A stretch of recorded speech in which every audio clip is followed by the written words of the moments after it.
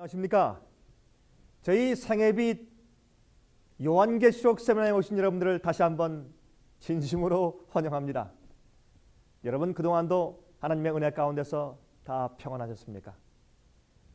이 세상의 정세들은 점점 더 심각한 문제들을 드러내고 있습니다.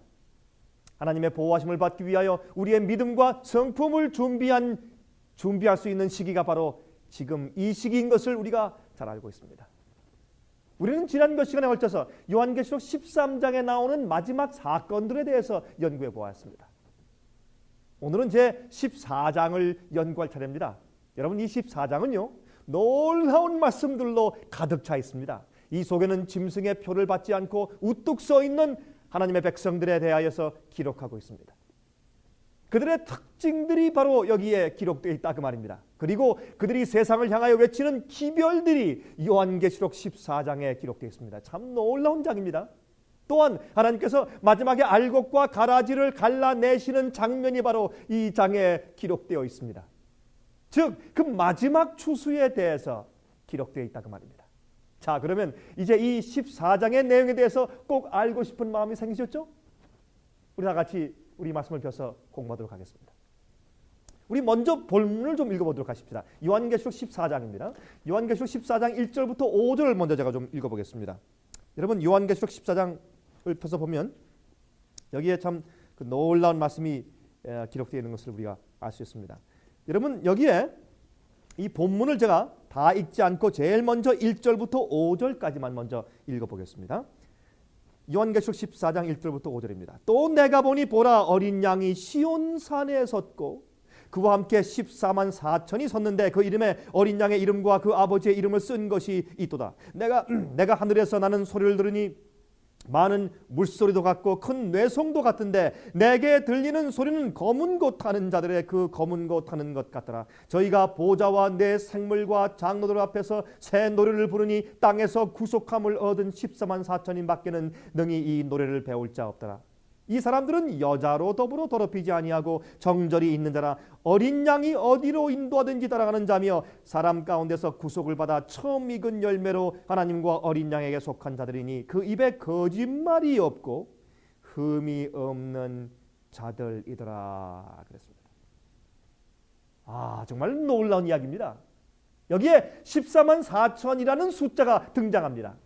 여러분 이 숫자에 대해서 여러 가지 분분한 가르침들이 이 세상에 만연하고 있습니다. 어떤 사람들은 자기들이 14만 4천이라고 주장합니다. 또 어떤 교회들은 우리 교회 와야지만 14만 4천에 들 수 있다고 설명합니다. 자기 교회 교인들의 숫자 다 찬 다음에 14만 4천의 숫자가 다 찬 다음에 예수께서 오신다고 주장하는 교회들도 있습니다. 여러분들이시여, 그러나 성경 자체가 그들의 정체에 대해서 어떻게 설명하고 있는지 보지 않고서 마음대로 해석하지 마시기 바랍니다. 먼저 그들이 이 14만 4천들이 성경에서 어떻게 설명되어 있는지를 자세히 그 문맥을 따라서 보고서 설명해야 할 것입니다. 먼저 그들이 시온산 위에 서 있다고 설명하고 있습니다. 그들만 서 있는 것이 아니라 누구와 함께요? 어린 양과 함께 서 있다고 성경은 설명합니다. 여러분 어린 양은 예수 그리스도를 상징하지 않습니까? 예수님과 함께 서 있단 말입니다. 그들이 승리한 모습입니다. 어린 양이 시온산에 서 있는데 그와 함께 14만이 서 있다고 설명합니다. 우리의 승리의 주인공은 예수 그리스도입니다. 우리가 아닙니다. 마지막 시대의 주인공은 예수님 어린 양이지 14만 4천이 아닙니다. 물론 14만 4천이 하는 굉장히 중요한 기능이 있지만 그러나 주인은 어린 양인 것을 알 수 있습니다. 여러분 우리의 승리는 어린 양이신 예수 그리스도와 함께 승리하는 것입니다. 예수께서 승리하실 때 우리가 승리하는 것입니다. 우리의 구원은 주님의 은혜와 능력이 있는 도우심을 통하여서 가능한 것입니다. 어린 양이 주인공입니다. 주님께서 주인공입니다. 그런데 왜 시온산에 서 있다고 말씀했을까요? 시온산에. 여러분 요한계시록은 상징의 책입니다. 예루살렘 성전이 서 있던 곳이 바로 시온산이었습니다. 이 시온산은 하나님께서 함께 계시는 성전인 것입니다. 여러분 시온산은 하나님께서 함께 거하시는 성전입니다. 그것이 시온산입니다. 이곳은 아브라함이 독자 이삭을 번제로 드리기 위하여 올라갔던 바로 그 모리아산입니다. 여러분 기억하시죠? 모리아산? 바로 그곳에 성전이 건축되었습니다. 여러분 역대하를 읽어보시면 바로 그곳에 모리아산 위에 성전이 건축되었다고 설명하고 있습니다. 앞으로 이곳에 예수께서 다시 내려오실 것입니다. 예수의 재림이 아니라 예수님의 삼림 때, 제 세 번째 이 땅에 임하실 때, 여러분 구약 성경은요 예수님의 초림과 재림과 삼림에 대해서 다 예언해 놓고 있습니다. 그런데 유대인들이요 그 중에서 예수의 재림 예언을 해석할 때 그들이 예수님의 재림 예언을 보면서 사실은 예수님의 초림에 갖다가 그 사건을 붙여버린 것입니다. 그래서 사실은 메시아의 초림 사건에 맞추어서 예수님의 재림을 갖다 놓았기 때문에 예수님의 초림 때 마치 예수님께서 재림하시는 광경을 그들이 기대하고 있어서 큰 실수를 하게 된 것입니다. 여러분 제가 스가랴서 14장 3절, 4절, 그다음에 6절부터 9절까지 또 11절부터 16절까지 말씀을 제가 간단하게 좀 살펴보도록 하겠습니다. 여러분 저와 함께 좀 스가랴서 있는 말씀을 좀 가서 좀 보시겠습니다. 여러분 스가랴서 14장입니다.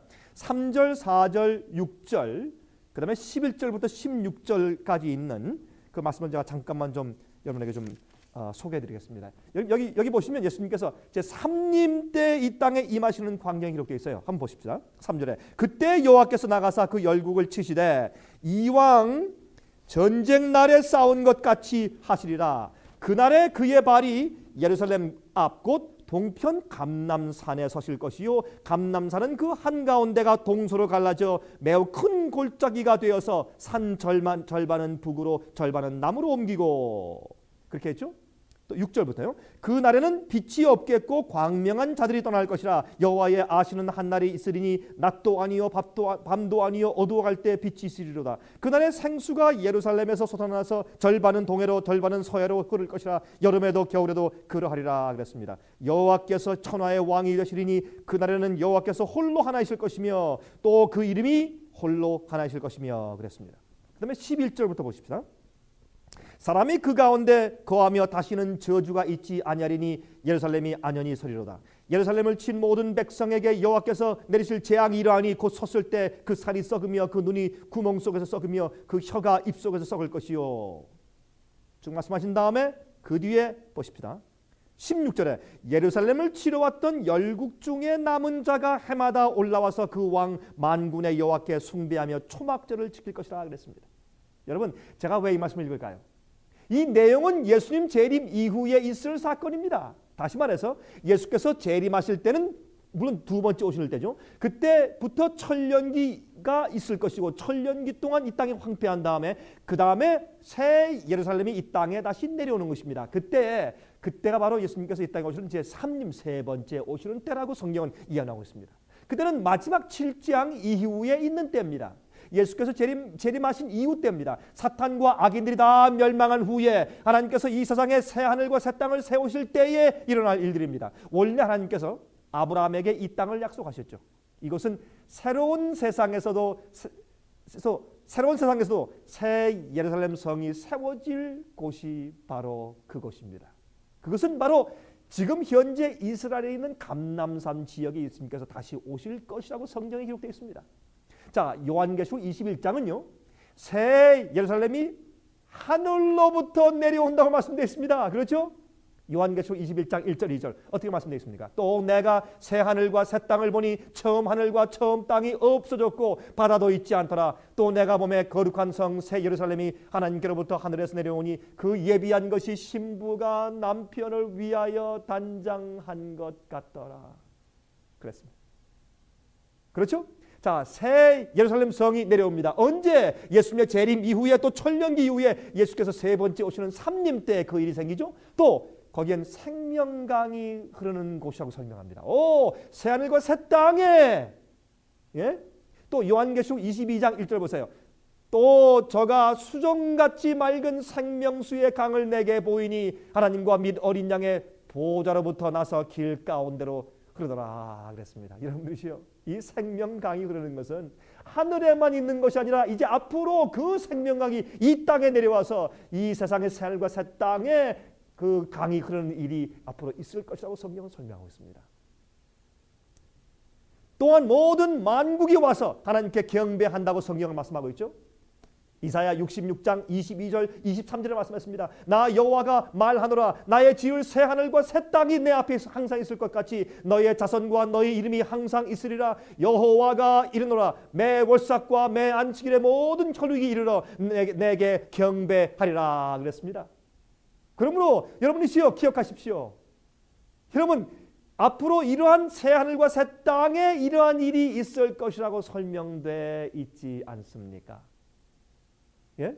그래서 앞으로 새 예루살렘이 이 땅에 내려온 다음에 이 세상에서 앞으로 그런 일이 있을 것이라고 말합니다. 14만 4천이 승려해서 새 땅에 있을 시온산에 어린 양과 함께 서 있는 장면을 예언을 통해서 지금 보여주고 있는 것입니다. 그러면 이때는 언제입니까? 마지막 시대에 시온산에 새 예루살렘이 이 땅에 내려온 이후에 승리한 주의 백성 14만 4천이 어린 양 예수님과 함께 이 땅에 서 있는 것을 미리 예언적으로 지금 보여주고 있는 것을 말하는 것입니다. 여러분들이시여, 그러면 이 시온산은 앞으로 이 땅에 있을 것입니다. 새 하늘과 새 땅에 있을 것입니다. 이 땅이 황폐한 다음에 예수님께서 새로 창조하신 다음에 이 땅에 있을 것입니다. 여러분들은 그곳에 계실 마음이 없습니까?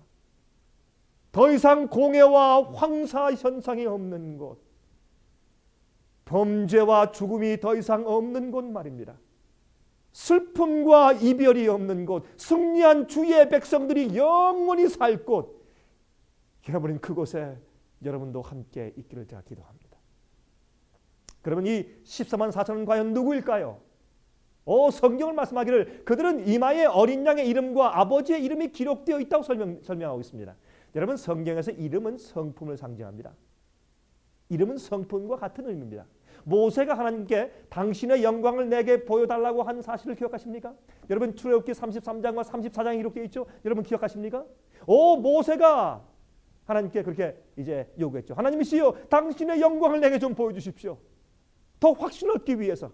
그때 하나님께서 모세를 반석 틈 속에 세워두시고 등만 잠깐 지나가면서 보여주셨죠. 그런데 모세가 하나님의 영광을 보여달라고 했을 때 하나님께서 말씀하신 대답은 내가 내 이름을 내 앞에 반포하리라고 말씀했어요.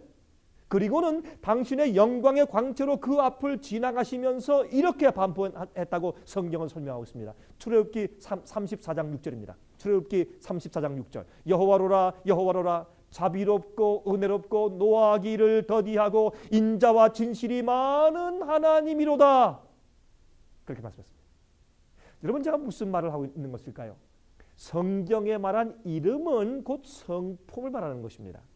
영광과 이름과 성품이란 단어는 성경에서 다 같은 뜻을 가지고 있습니다. 지금 보십시오. 모세가 하나님 당신의 영광을 내게 보여주십시오 라고 그렇게 요청했을 때 하나님께서 내가 내 앞에 내 이름을 선포하려고 말씀하시면서 여호와라 여호와라 하시면서 당신의 성품을 설명하셨습니다. 그러므로 성경에 있는 이름과 영광과 성품이라는 단어는 서로 바꿔 쓸 수 있는 같은 의미가 들어있다는 것을 제가 설명해 드리는 것입니다. 여러분이시여, 그러므로 바로 이 14만 4천의 이마에 주님의 이름이 기록되어 있다고 말씀했습니다. 다시 말해서 하나님의 이름은 하나님의 성품과 동일한 의미입니다.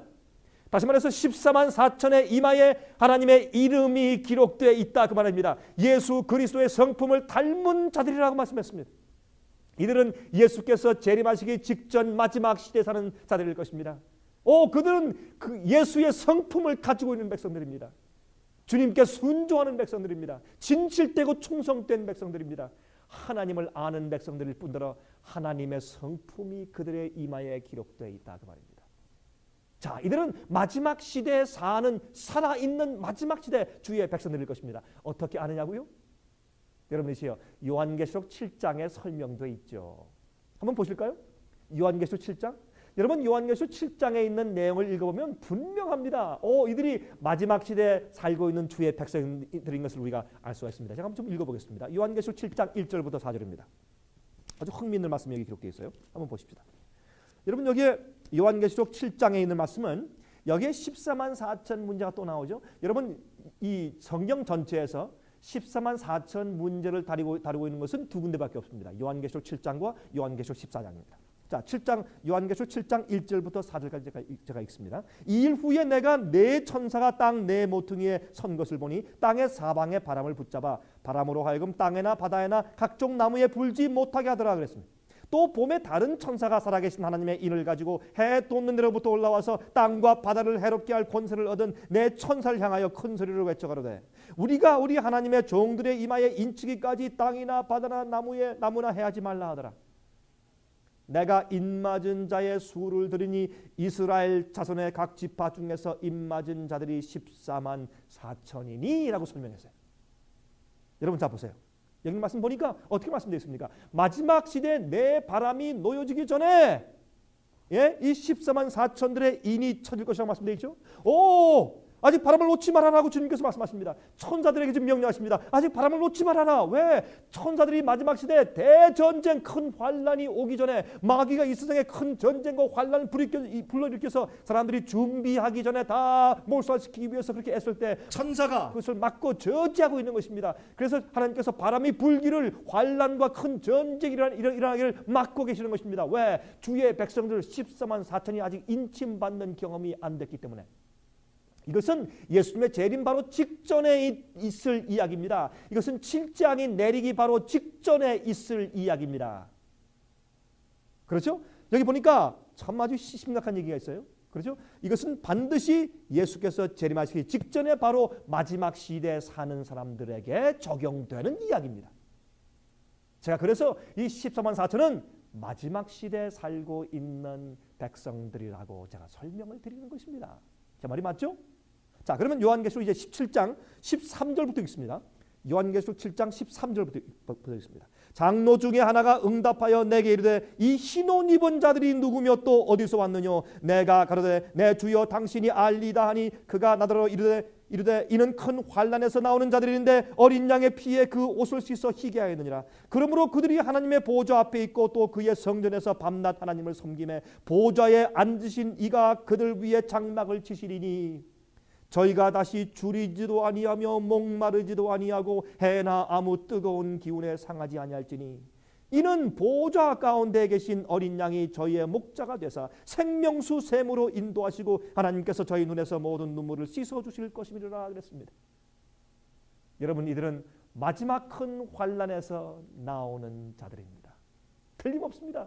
이 흰 옷 입은 자들은 마지막 큰 환난에서 나온다고 성경은 설명하고 있습니다. 또 다니엘 12장 1절은 앞으로 개국 이래로 없던 환난이 임할 것을 예언하고 있습니다. 여러분들은 준비되어 있습니까? 여러분, 이 성경 예언은 지금까지 한 번도 틀린 적이 없습니다. 이번에도 정확하게 성취될 것입니다. 여러분 준비하시기 바랍니다. 요한계시록 7장 5절부터 8절을 보면 요한계시록 7장 5절부터 8절 가운데 이스라엘의 각 12지파에서 각각 1만 2천 명씩 나온다고 설명했습니다. 그래서 각 지파에서 1만 2천 명씩 나와서 14만 4천이 된다고 설명했습니다. 그래서 어떤 이들이 실제 이스라엘 지파에서 나오는 사람들이라고 설명하는 사람들이 있어요. 그러나 현재 북방 이스라엘의 10지파는 다 흩어지고 없어져서 어디로 갔는지 알 수가 없습니다. BC 약 720년도경에 흩어져서 다 멸망해버린 그들이 지금 어디 있는지 알 수가 없어요. 거의 3,000년 지났습니다.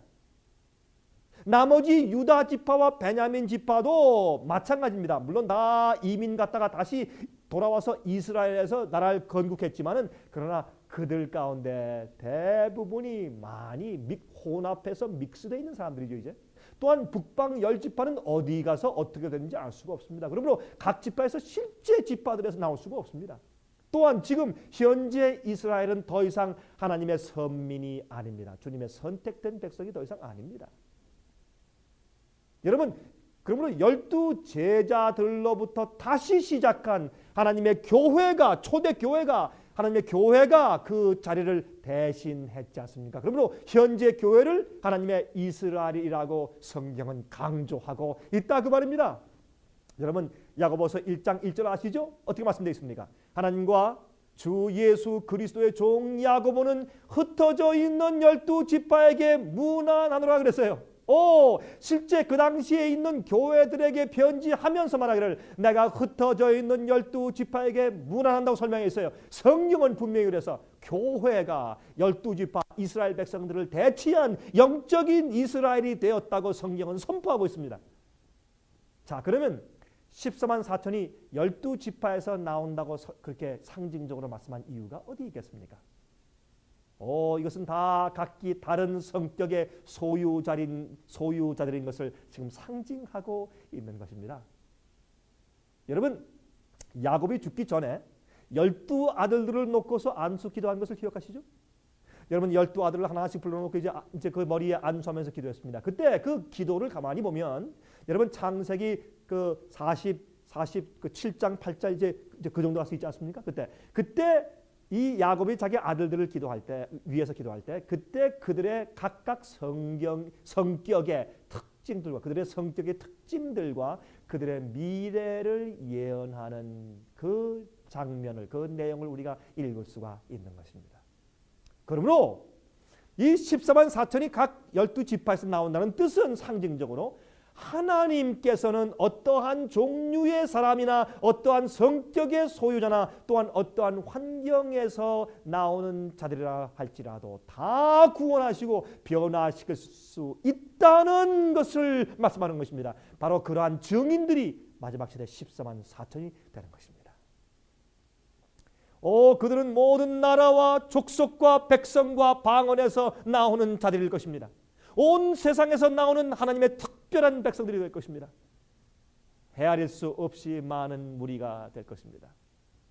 여러분, 요한계시록 7장을 가만히 이제 살펴서 보면 첫 번부에 보면 이제 그 요한이 그들의 숫자를 들었을 때는 14만 4천이라고 했습니다. 그러나 나중에 그 뒤에 9절부터 가서 보면 그러나 실제로 계시 가운데 그들이 서 있는 모습 장면을 보니까 셀 수가 없이 많은 무리였습니다. 여러분이시여, 14만 4천 명이 함께 서 있으면 우리도 셀 수가 없을 것입니다. 참 많은 숫자 아닙니까? 그래서 성경이 이렇게 기록되어 있는 것입니다. 들었을 땐 숫자가 14만 4천인데 실제 보았을 땐 그렇게 많은 숫자라고 말입니다. 여러분이시여, 또한 이스라엘이라는 단어 자체는 야곱이 야복강가에서 천사와 씨름한 후에 하나님의 인정을 받고 나서 하나님의 축복을 받고 나서 새로 받은 이름입니다. 그렇죠? 내 이름이 무엇이냐? 야곱입니다. 야곱은 속이는 자라는 뜻입니다. 그때 이제부터 내 이름을 야곱이라고 하지 않고 이스라엘이라 하리라고 말씀했어요. 하나님께서 이름을 바꿔주셨습니다. 야곱의 이름이 바꿔졌습니다. 그 이름이 이스라엘, 곧 승리자라는 뜻입니다. 승리자, 이긴 자, 마지막 시대 환난을 이긴 자, 세상과 자기와 죄를 이긴 자, 마귀를 이긴 자, 그것이 바로 영적인 이스라엘 백성들입니다. 그들이 영적인 이스라엘 백성들이기 때문에 그들을 14만 4천이라고 불렀습니다. 여러분, 요한계시록 7장은 14만 4천이 그들의 이마에 인을 받기 전까지, 그들의 성품이 준비되기 전까지 사방 바람을 붙잡으라, 기다리라, 아직 연기하라, 그렇게 설명하고 있습니다. 여러분이시여, 마지막 전쟁과 환란이 올 시간을 연기하라고, 좀 지체하라고 하나님께서 명령하십니다. 왜? 주님의 백성들이 아직 인침을 받지 못했기 때문에, 그들의 성품이 아직 준비되지 못했기 때문에 여러분이시여, 그것이 우리 책임입니다. 이 세상 역사가, 이 지구의 역사가 끝나지 아니하고 아직 슬픔과 전쟁들이 이렇게 계속되고 있는 이유는, 그렇게 많은 사람들이 죽어가고 고통 가운데 있는 이유는 하나님의 교회가 인침을 받지 못하고 있기 때문인 것입니다. 앞으로 엄청난 환란이 이 세상에 이를 것입니다. 바다와 땅과 나무들의 환란들이 있을 것입니다. 먹을 것이 심각해질 것입니다. 이 세상에 자연계에 문제가 생길 것입니다. 먹고 사는 일에 굶주리는 상태가 이르게 될 것입니다. 여러분, 그 일 위해서 준비됐습니까? 여러분이시여, 이런 일이 곧 임할 것입니다. 그 직전에 주의 백성들이 인침받아야 된다고 설명하고 있는 것입니다. 성경은. 그럴 때에는 인침받은 자들만 살아남을 수가 있습니다. 그래서 저희는 저희 월간지의 제목을 살아남는 일이라고 붙였습니다. 그때만 인침받은 자들, 이마에 인침받은 자들만 그때 살아남을 수가 있습니다. 여러분들은 그 일 위해서 준비되어 있습니까? 하나님의 천사들의 보호 없이는 그때 살 수가 없는 때가 곧 이르러 옵니다. 여러분은 그 일 위해서 준비되어 있습니까? 그런데 그 이는 다른 것이 아니라 예수 그리스도 어린 양의 이름이에요. 즉 예수를 닮은 품성이라 그 말입니다. 성경의 진리를 통하여서 거룩하여진 품성이라 그 말이에요. 그런데 왜 하필이면 이마에 기록된다고 설명했을까요? 참 흥미있죠? 여러분, 우리 인간의 이마는 크게 세 부분으로 나눌 수가 있죠. 우리 앞머리와 중간머리와 뒷머리입니다. 다시 말해서 전두, 중두, 후두로 나누어집니다. 크게 나누면 우리의 중간머리에는 우리 중간 가운데 머리는 우리의 모든 기억들을 저장하는 창고입니다. 우리 컴퓨터로 말하면 메모리 칩들이죠.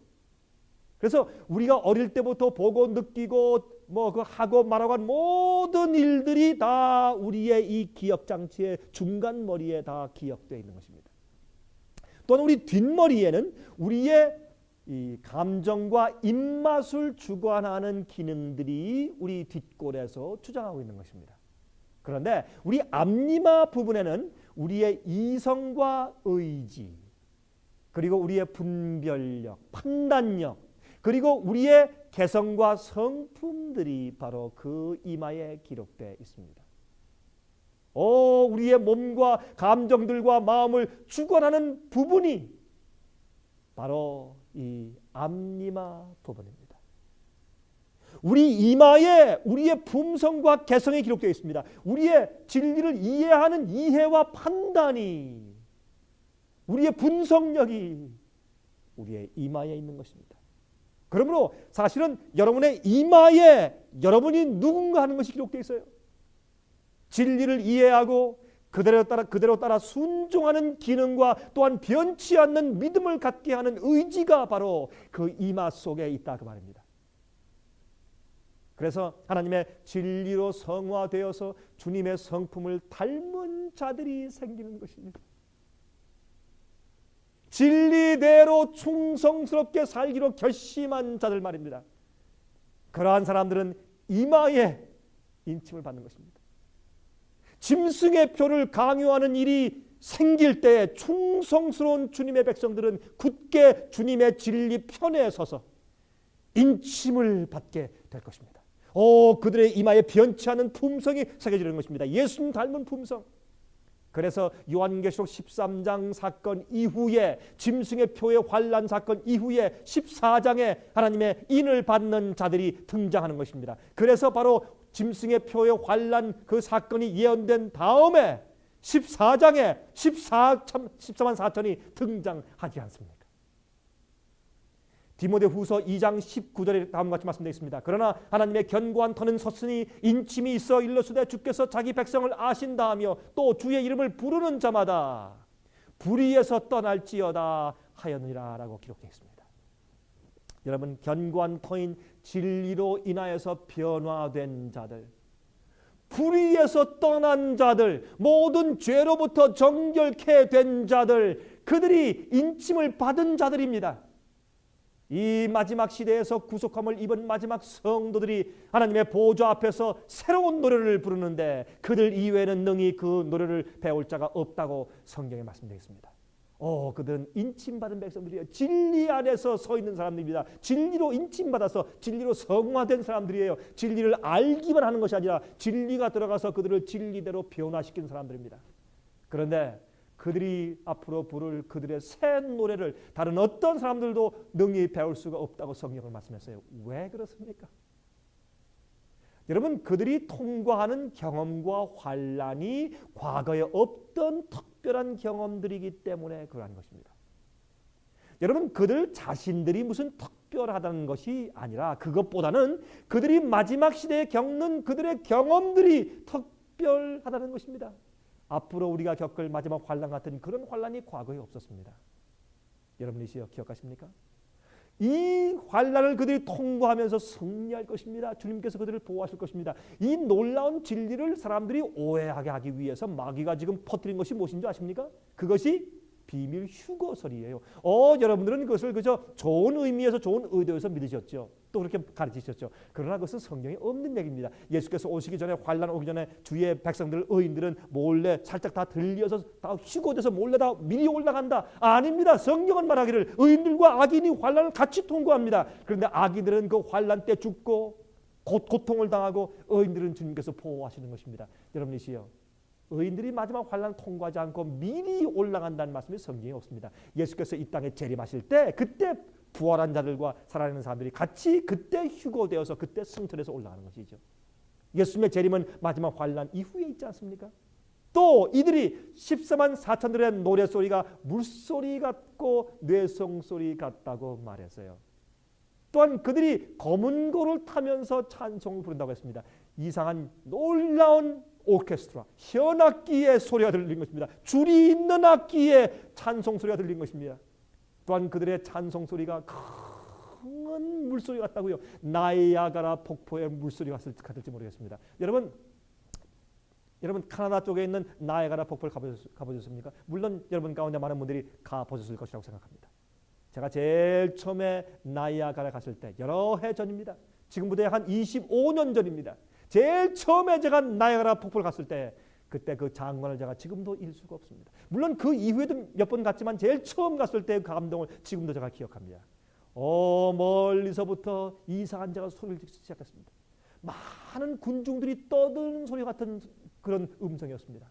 굉장히 듣기가 좋지만 굉장한 많은 무리가 시끄럽게 떠드는 소리 같은 그런 소리였습니다. 그러나 가까이 가면 갈수록 그것이 물소리인 것을 제가 깨닫게 되었습니다. 막상 나이아가라 폭포 옆에 서서 그 물소리를 들었을 때 얼마나 크고 장엄한지 옆에 사람과 대화할 때 소리를 서로 알아들을 수가 없었습니다. 마찬가지로 이제 주의 백성이 맨 마지막에 크게 찬송할 때 그 소리가 큰 물소리 같을 것이라고 설명했습니다. 가끔 뇌성과도 같이 강조하는 큰 목소리들도 있고 그렇게 찬송할 것이라고 말씀했습니다. 여러분 이 오라토리오 가운데서 핸델의 메시아 중에서 할렐루야 코러스를 아시죠? 여러분 할렐루야 코러스를 들으면 가끔 쾅쾅거리는 북과 함께 큰 소리로 강조하는 그런 소들이 나오지 않습니까? 마찬가지입니다. 주의 백성들이 찬송 부릴 때 뇌성 같은 음성으로 큰 물소리처럼 그들이 검은 걸 타면서 찬송한다고 주님을 찬양한다고 성경은 말씀하고 있습니다. 여러분들은 바로 그러한 찬송을 부르는 그 찬양대 속에 속하기를 원치 않습니까? 여러분 그러시려면 이 세상을 이겨야 합니다. 여러분 마음속에 있는 죄를 버려야 합니다. 우상을 이기셔야 합니다. 주님의 성품을 닮아야 합니다. 진리대로 사시고 진리대로 변화함 받으셔야 합니다. 우리 힘으로 아니라 예수 그리스도의 능력으로. 이들은 짐승의 표의 환난을 믿음으로 이긴 자들이라고 설명했습니다. 요한계시록 15장 1절부터 4절 가운데 다음과 같은 말씀이 있어요. 한번 들어보시기 바랍니다. 여러분 요한계시록 15장에 있는 말씀입니다. 이런 말씀이 있어요. 참 흥미있어요. 여러분 요한계시록 15장에 있는 이 말씀은요, 이 14만 4천이 부르는 새 노래를 이렇게 설명했어요. 또 하늘에 크고 이상한 다른 이적을 보매 일곱 천사가 일곱 재앙을 가졌으니 곧 마지막 재앙이라. 하나님의 진노가 이것으로 마치리로다. 또 내가 보니 불이 섞인 유리바다 같은 것이 있고 짐승과 그의 우상과 그의 이름의 수를 이기고 벗어난 자들이 유리바닷가에 서서 하나님의 검은 고를 가지고 하나님의 종 모세의 노래 어린 양의 노래를 불러가로되 주 하나님 곧 전능하신 이시여 하시는 일이 크고 기하시도다. 만국의 왕이시여 주의 길이 의롭고 참되시도다. 주여 누가 주의 이름을 두려워하지 아니하며 영화롭게 하지 아니하오리까? 오직 주만 거룩하시니이다. 주의 의로우신 일이 나타났음에 만국이 와서 주께 경배하리이다 하더라 그랬습니다. 여러분 여기 보니까 어떻게 말씀되어 있습니까? 그들이 부르는 새 노래를 15장에서는 어린 양과 모세의 노래라고 설명하고 있죠. 여러분 이 두 가지 노래는 다 절박한 상황에서 구속함을 받은 경험들에 대한 노래입니다. 여러분 모세의 노래는 출애굽 때 뒤에는 바로의 군대가 따라오고 옆에는 계곡이 있고 앞에는 호계가 놓여서 사면팔방으로 애워싸임 당해서 그들이 도무지 도망갈 곳이 없을 때 그때 어떻게 했습니까? 하나님께서 홍해를 가르셔서 그들을 구원해내셨지 않습니까? 그때 부른 것이 그들의 모세 노래입니다. 구속의 노래입니다. 절박한 상황에서 구속하신 주님에 대한 찬송인 것입니다. 또한 어린 양의 노래는 무엇입니까? 어린 양의 노래는 여러분 앞으로 마지막 14만 4천들이 이 세상 마지막에 하늘 가나안으로 출애굽해서 가기 전에 마지막으로 당하는 환난인데 그들이 또 사면 초가로 어려움을 당할 것입니다. 악인들이 그들을 죽이기 위해서 달려올 것입니다. 그들이 피할 길이 없습니다. 주 앞에 기도할 때 주님께서 특별한 능력으로 그들과 함께 계시고 하늘의 무지개를 주시고 천사를 보내서 그들을 구속하실 것입니다. 이땐 예수님께서 홍해를 가르시는 것이 아니라 하늘의 하늘을 가르시면서 예수님께서 재림하시면서 이 땅에 임하실 것입니다. 재림하셔서 그들을 구속하실 것입니다. 그래서 그들이 절박할 때에 주님께서 그들을 구원하실 것입니다. 그래서 14만 4천이 부르는 새 노래를 요한계시록 15장에서는 그들이 어린 양의 노래와 모세의 노래를 부른다고 설명해 둔 것이라 그 말입니다. 절박할 때 구속하시는 예수님을 찬송한 노래 말입니다. 여러분, 이러한 놀라운 경험을 주의 마지막 성도들이 이 땅에서 하게 될 것입니다. 여러분과 제가 그 속에 속하게 되길 제가 바랍니다. 또한 이 사람들은 여자로 더불어 더럽히지 않은 자들이라고 설명합니다. 여인으로 더불어 더럽히지 않은 자들. 그래서 어떤 사람들은 이것을 해석하기를 이 사람들은 결혼하지 않은 사람들이다라고 말해요. 그것은 여러분 너무 문자적으로 해석하는 것입니다. 이것은 상징적인 의미지요. 여러분, 이 여인은 음녀를 말합니다. 여러분, 요한계시록 17장 1절과 2절에 다음과 같이 말씀되어 있습니다. 또 7 대접을 가진 7 천사 중 하나가 와서 내게 말하여 가로되 이리 오라. 많은 물 위에 앉은 큰 음녀에 받을 심판을 내게 보이리라. 땅의 임금들도 그로 더불어 음행하였고 땅에 거하는 자들도 그 음행의 포도주에 취하였다 하고 라고 기록되어 있지 않습니까? 그러므로 이 예언은 하나님의 진리를 잘못 바꾸어 오류를 가르침으로 사람들을 바벨론의 포도주로 취하게 하는 음녀에 대한 심판을 지금 예언하고 있지 않습니까? 그러므로 성경에서 여자와 더불어 더럽히지 아니하고 정절이 있는 자들이라는 뜻은 오류에 빠지지 않고 잘못된 가르침에 빠지지 않고 참된 하나님의 말씀 진리에 충성하는 처녀와 같은 정절이 있는 자들이라는 뜻입니다. 여러분, 그래서 저희가 성경대로만 믿게 하기 위해서 바로 이 생애빛의 이 선교센터를 세워서 여러분에게 이런 것을 가르쳐드리고 설명하는 것입니다. 왜? 여러분들은 이러한 음녀와 더럽히는 경험에서 벗어나야 되기 때문에 그러한 일이 세상에 가득하고 있지 않습니까? 교회들 안에 성령대로 믿지 않고 오류를 믿는 일들이 얼마나 많습니까? 여러분, 오류를 믿으면 여러분 진리대로 믿지 않고 잘못 믿으면 하나님이 잘못 보여요. 주님을 닮는데 문제가 생기고 우리 생에 문제가 생깁니다. 여러분, 성경의 진리를 잘못 곡해하는 것은 우리 생애 가운데 문제가 생기는 것입니다. 여러분, 오늘날 이 세상에는 처녀의 정절을 지키는 자들이 별로 많지 않은 세상에 살고 있습니다. 여러분, 참 기가 막힙니다. 미국은 뭐 말할 거 없지만 요새 한국도 그렇게 닮아갑니다. 요즘에 정절 지키는 처녀가 무엇인지 잘 몰라요. 여러분, 14만 4천은 예수님의 그분의 진리에 목숨을 걸고 충성하는 자들입니다. 영적으로 신랑을 위해서 몸을 깨끗하게 보존하고 있는 처녀들로 상징되어 있다 그 말입니다. 그들은 오류로 더럽히지 않는 사람들이에요. 그들은 어린 양이 어디로 인도하든지 따라가는 자들이라고 설명하고 있습니다. 자기를 부인하고 자기 십자가를 지고 주님을 따라가는 백성들이라고 말입니다. 어디로 주님께서 그들을 인도하시든지 따라가는 사람들. 오해를 받고 핍박을 받아도 인기를 다 잃어버리고 따돌림을 받아도 욕을 먹고 좋은 평판을 다 잃어버리게 되는 한이 있더라도 주님을 따라가는 백성들이란 말입니다. 주께서 가신 길은 외로운 길입니다. 고난의 길이었습니다. 오늘날 많은 그리스도인들은 희생 없이 쉽게 구원 얻으려는 이기적인 신앙들을 가지고 있습니다. 여러분, 이 세상에서도 잘 먹고 잘 살고 잘 되고 하늘도 가고 하는 그런 이중적인 생활을 하는 사람들이 얼마나 많은지 모릅니다. 기복신앙, 잘못된 것입니다. 여러분들의 신앙 상태는 어떠합니까? 여러분, 이 14만 4천은 어린 양이 그들을 어디로 인도하든지 따라가는 사람들이라고 말했습니다. 여러분들 저 기억하십시오. 주님께서 여러분들을 인도하실 때 진리로 인도하십니다. 어떤 때는 그 진리대로 살 때 우리가 모욕을 당하게 되겠습니다. 그러나 우리보다 진리를 더 사랑해야 합니다. 나의 이익보다 주님의 명예를 더 사랑해야 합니다. 그것이 충성이 아닐까요? 여러분 14만 4천에 대한 한 가지 중요한 문제가 있습니다. 그 문제가 언급되어 있는데 그들은 처음 익은 열매로 하나님과 어린 양에게 속한 자들이라고 설명하고 있습니다. 여러분 이 첫 열매에 대한 이해는 매우 중요한 것입니다. 여러분 첫 열매는 구약의 성소 제도에서 찾아볼 수 있는 진리죠. 여러분 이스라엘 백성들이 추수할 시기에 이르면 먼저 첫 열매를 거두어서 성소에 가져다가 바치고 나서야 드디어 추수를 시작할 수가 있었습니다.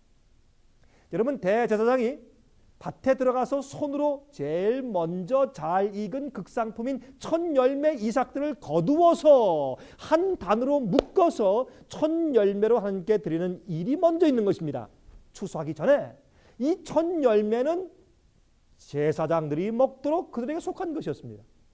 하나님께 속한 것이었습니다. 이 첫 열매는 예수 그리스도를 상징하는 것이었습니다. 왜요? 여러분 고린도전서 15장 13절과 14절과 20절에 다음과 같이 말씀되어 있죠. 만일 죽은 자의 부활이 없으면 그리스도도 다시 살지 못하였으리라. 그리스도께서 만일 다시 살지 못하셨으면 우리의 전파하는 것도 헛것이요 또 너희 믿음도 헛것이라. 그러나 이제 그리스도께서 죽은 자 가운데서 다시 살아 잠자는 자들의 첫 열매가 되셨도다라고 말씀하고 있습니다. 여러분 성경은 예수께서는 죽은 자들의 부활에 대한 첫 열매라고 말씀하고 있습니다. 이것이 하나의 우리 증거의 말씀이죠. 그렇죠? 첫 열매는 이제 곧 있을 큰 추수에 대한 증거고 대표고 상징이에요. 첫 열매가 준비되지 않고서는 추수를 할 수가 없다 그 말입니다. 다시 말해서 예수님께서는 첫 열매였습니다. 무슨 첫 열매? 앞으로 예수님의 재림 때 부활할 많은 의인들에 대한 첫 열매입니다. 그들이 부활할 것을 예수님께서 증거했죠. 무엇으로? 예수님의 당신의 죽음에서 부활하신 부활로. 그러므로 예수님의 부활은 첫 열매입니다. 왜? 앞으로 부활할 많은 죽은 의인들을 대표하는 첫 열매예요. 이해하시겠습니까? 그런데 14만 4천인들은 그러면 어떠한 사람들을 상징하기 위한 첫 열매일까요? 예수님은 죽은 의인들을 위한 첫 열매였습니다. 그러나 14만 4천들은 살아서 성천할 자들을 위한 첫 열매입니다. 예수님의 부활은 죽어서 부활할 자들에 대한 첫 열매요 상징이었지만은 그러나 에녹과 엘리야 같은 살아서 승천할 자들, 즉 마지막 시대에 살아있다가 죽음을 맛보지 않고 승천할 자들에 대한 첫 열매가 바로 14만 4천인들인 것입니다. 그들은 입에 거짓이 없고 흠이 없는 자들이라고 설명하고 있습니다. 거룩하게 된 자들입니다. 예수 그리스도의 피에 씻어 정결케 된 자들입니다. 죄를 승리한 자들입니다. 우상을 승리한 자들입니다. 하나님의 계명이 그들의 마음에 기록된 자들입니다. 하나님의 품성을 닮은 자들입니다. 여러분들은 그러한 놀라운 주님의 마지막 살아서 승천할, 살아서 죽음 맛보지 않고 영원한 하늘로 올라갈 그러한 마지막 무리 성도들의 자리에 여러분 속하고 싶지 않습니까? 성경 데살로니가전서 3장 13절에 다음과 같이 말씀되어 있습니다. 너희 마음을 굳게 하시고 우리 주 예수께서 그의 모든 성도와 함께, 다시 말해서 이 성도는 이 죽은 의인들이 아니라 거룩한 자들과 함께 그렇게 말씀되어 있어요. 그래서 그것은 사실은 천사들입니다. 그의 모든 천사들과 함께 강림하실 때 하나님 우리 아버지 앞에서 거룩함에 흠이 없게 하시기를 원하노라. 또한 데살로니가전서 5장 23절에 말씀하기를 평강의 하나님이 친히 너희로 온전히 거룩하게 하시고 또 너희 온 영과 혼과 몸이 우리 주 예수 강림하실 때 흠없게 보존되기를 원하노라 그랬어요. 또 데살로니가 후서 2장 13절 주의 사랑하시는 형제들아 우리가 항상 너희를 위하여 마땅히 하나님께 감사할 것은 하나님이 처음부터 너희를 택하사 성령의 거룩하게 하심과 진리를 믿음으로 구원을 얻게 하심이니 그랬습니다. 성경은 성령의 거룩하게 하심으로 구원한다고 설명했습니다. 믿음으로 그저 믿기만 하면 우리가 동의만 하면 구원한다 그것이 아닙니다. 성령으로 우리를 거룩하게 하신 다음에 구원하신다 그랬습니다. 지금은 인치는 시기입니다. 우리 이마에 우리 품성에 인침받는 시기입니다. 두 가지 인침이 있습니다. 성령의 인은 구원받는 모든 자들이 받는 인입니다. 성령의 인입니다. 그것은. 그러나 살아계신 하나님의 이는, 요한계시록 7장에 나오는 살아계신 하나님의 이는 마지막 시대에 사는 의인들만 받는 인입니다. 환난을 통과할 자들을 위한 인입니다. 여러분 기억하십시오. 바로 그러한 시대에 지금 우리가 살고 있습니다. 여러분 왜 14만 4천이라고 설명한 줄 아십니까? 14만 4천은 12 곱하기 1000입니다. 12는 이스라엘의 12지파를 상징하고 또 12는 12사도를 상징하고 또 숫자 1000은요. 1000은 유대인들의 사고방식 가운데 1000은 많다라는 뜻입니다. 여러분 우리 천천만만 천사 그러죠? 천천만만 천사. 여러분 영어로 thousands and thousands and 10,000s and 10,000s. 열천 그예요. 천천 또 열천 그렇게 많은 천사 그렇게 표현되어 있어요. 그러므로 천이라는 숫자는 많다는 뜻입니다. 천사를 말할 때도 이렇게 표현한 것처럼. 그래서 14만 4천은 12제자들의 가르침을 통해서 생성된 12지파, 영적인 12지파 이스라엘 백성들인데 그들이 많다 그런 의미에서 14만 4천이라는 그런 낱말을 붙였습니다. 그러나 그들은 마지막 시대 살 사람들입니다. 살아서 승천할 백성들입니다. 여러분 기억하십시오. 이런 이들을 인치기 위해서 주님께서 지금 역사하고 있고 크게 성령을 주시는데 여러분들이 바로 그 놀라운 자들 가운데 하나가 되시길 제가 기도합니다. 제가 다음 시간 다시 뵙겠습니다. 그동안 주님의 크신 은혜가 여러분과 여러분 가정에 함께 하시길 바랍니다. 안녕히 계십시오.